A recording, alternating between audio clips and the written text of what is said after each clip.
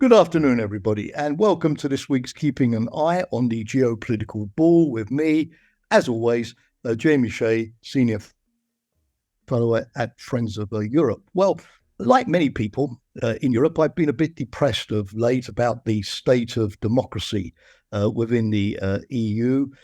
Despite their often miserable performance in power, the populist parties continue to do well in elections. Some of them even get elected, like Robert Fico and his SMER party in Slovakia just a couple of days ago. Others, like the Alternative für Deutschland, seem to be making a comeback, at least based on the state elections in Germany, in Hessen and Bavaria, just a few days ago. We saw recently the triumph of President Erdogan in the Turkish elections, despite many predictions that this time round the bad state of the Turkish economy and the strength of the opposition, six parties united against him, would put an end to his rule. It didn't happen. Erdogan decisively won the elections. But occasionally there is a piece of good news which suggests that populists are not invincible. Their hold on power can be broken.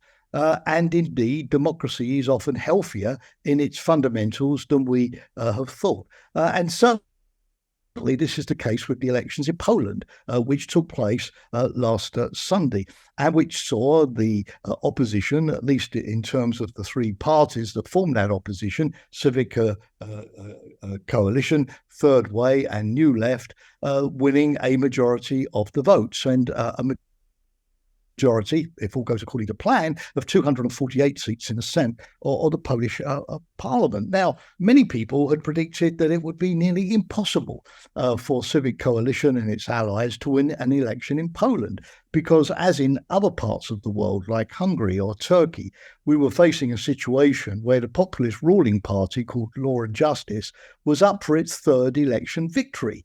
And people often think that if a party can win 3 terms in power, that means a decade going on for 15 years, it's got plenty of time to basically shape the playing field of politics to make sure that it always stays in power. The kind of things I'm talking about. Cramming the Supreme Court or other courts with party loyalists that will always decide in your favour. Putting your people in the civil service, in education, in industry. This was definitely the case with law and justice in Poland, because Poland, unlike many EU countries, still has many of-state companies. Also getting control of the media. In Poland, for instance, TVP, the main state television, has really been acting as a kind of party political broadcaster for Law and Justice in recent years. It's given the opposition leaders only 10% of the access that it gives to government spokesmen, according to surveys, and Reporters Without Frontiers has now concluded that Poland is 58th in the world rankings for press freedom, whereas it was in 18th position back in 2015 when Law and Justice gained power.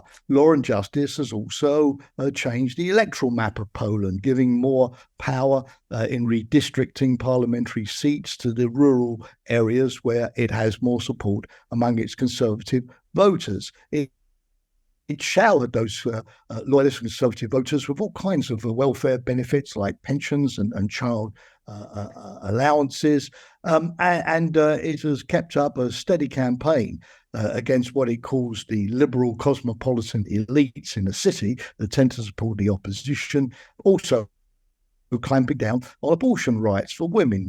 A law passed in 2021 makes Poland the most restrictive country in Europe when it comes to abortion rights, and the LGBTQ community has not fared much better either, often being accused of being an alien group, undermining the traditional elements of Polish society. Law and Justice, of course, has also waged an ongoing battle with the EU over the rule of law in Poland, particularly the lack of an independent judiciary, and issues like the admitting its fair share of migrants in the EU to take some of the pressure off countries like Greece and Italy. So, given the way in which Law and Justice has rigged the system in recent years, it seemed almost impossible for the opposition to win. But one, it has. Donald Tusk, the former Prime Minister of Poland, also President of the EU Council, leading Civic coalition, scored 31% of the vote. And his other allies, respectively, the Third Way got 14%, and the New Left just under 9% of the vote. Now, Law and Justice still emerged with 35% of the largest party, and therefore the president of Poland, Duda, will allow it to start trying to form a coalition first. But it seems unlikely that, with the exception of the very right-wing Confederation Party, any of the other parties will want to work with it. So after a period, perhaps of delay, as the Law and Justice supporters in the Supreme Court maybe try to hold up the election certification. But after a period, the pro-Europe, liberally minded opposition should take power. Now, this has set me thinking, how did they manage to win when the dice were rolled against them? And what lessons here could there be for other pro-Europe, democratic parties in Europe, also facing the challenge of authoritarian populists in power? Well, I think there are 5 things that deserve to be said. Number one, the opposition, or based on a number of parties, was united and behind a leader. That leader, Tusk, having been a former prime minister, also having been a major international figure, couldn't be accused of being a lightweight or a loser, for example, in the way that the leader of the Turkish opposition during the Turkish elections was accused by Erdogan of being precisely that. The opposition remained united. It didn't fight against itself. Again, in contrast to Turkey, where one party, the Good Party, withdrew from the coalition and came back in, and the Turkish opposition failed to reach out to a pro-Kurdish party, thereby depriving itself of a good percentage of the vote. So lesson number one is have a united opposition behind a convincing leader who can take on the populists. Admittedly, in Poland, this was easier than in places like Hungary with Viktor Orban or Turkey with Recep Erdogan, who, of course, are charismatic leaders in power. In Poland, the leader of Law and Justice, Jarosław Kaczynski, is not elected, stays behind the scenes, and is a very uncharismatic figure. But united opposition first. Secondly, get out the vote. 74% of people in Poland voted last Sunday, the highest level since the end of communism in 1989, when it was 65%, including many young people. Donald Tusk managed to convince them that this was a make or break election, not just a normal poll, in which the future of Poland, the future of the soul of Polish democracy, was at stake. And many young people queued up until 3 o'clock in the morning outside polling stations, which had to remain open to be able to process all of the voters. Contrast that, for example, with the referendum on the EU back in 2016 in my country, the United Kingdom, when many people who were pro-EU were not mobilised to vote, thought that the whole thing was basically a fait accompli and they didn't need to vote, and stayed in their beds rather than went to the polling stations. It's not good in any democracy where a minority of views wins over a majority of people, simply because the minority is better able to mobilise its supporters. Number 3 is have access to the media. Although, as I've said earlier, the state TV in Poland, TVP, is heavily controlled by the government. Fortunately, there are private stations like TVN, run by the Warner Discovery channel, which are also nationwide, cut through to the average voter, and are influential. There are still independent newspapers. There's also the popular Polsat TV, where there is still a vibrant media open to the opposition. then the opposition can successfully get its views across, whereas authoritarian regimes often try to push it out to social media only. We saw in the United States, too, the crucial role of the independent media in pushing back against Trump's accusations back in 2020 that the election had been stolen. The next lesson is be careful about your party platform.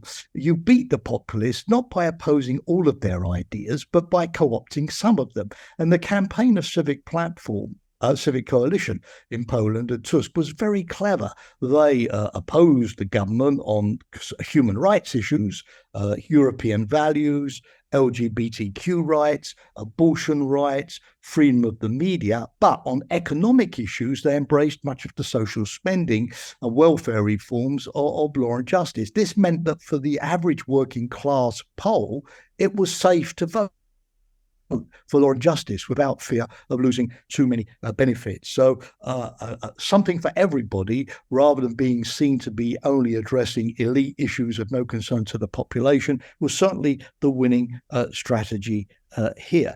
The next and final lesson is use outside pressure. Often in authoritarian populist countries, Brussels is seen as the enemy. It's scapegoated. Look at Hungary under Viktor Orban, and it's used to whip up popular support against the encroachments of Brussels. But in Poland, it worked the other way around. Polish voters were sick and tired of a government which was systematically opposed to Brussels, thereby denying Poland of billions of euros of aid under the EU post-COVID recovery programme to invest in green technology, infrastructure, and the like. And eventually, the belief that Poland would be sanctioned by the EU under Article 9 of the Lisbon Treaty for example, not allowing the judiciary to be independent, persuaded many voters that it was time to sort of bury the hatchet. And Donald Tusk was precisely the person to do this and release all of those EU funds. So consistent outside pressure, Europe taking its values seriously and defending them, rather than what some people say, alienating voters in its member states, persuades those voters to take those values seriously. So, dear listeners, I come out of this with the optimistic conclusion that although Poland is Poland,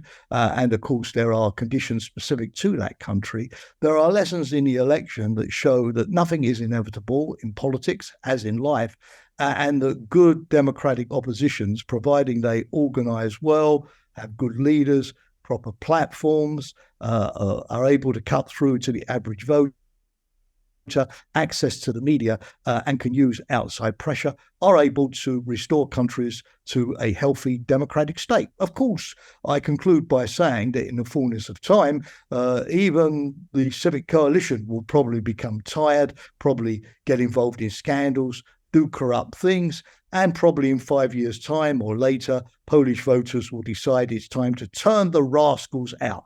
But that is in the nature of democracy. That's how it should be. But for the time being, let us congratulate Donald Tusk on a good strategy and wish him all success as he returns to power in Poland. Thank you for listening today. Look forward to engaging with you very soon.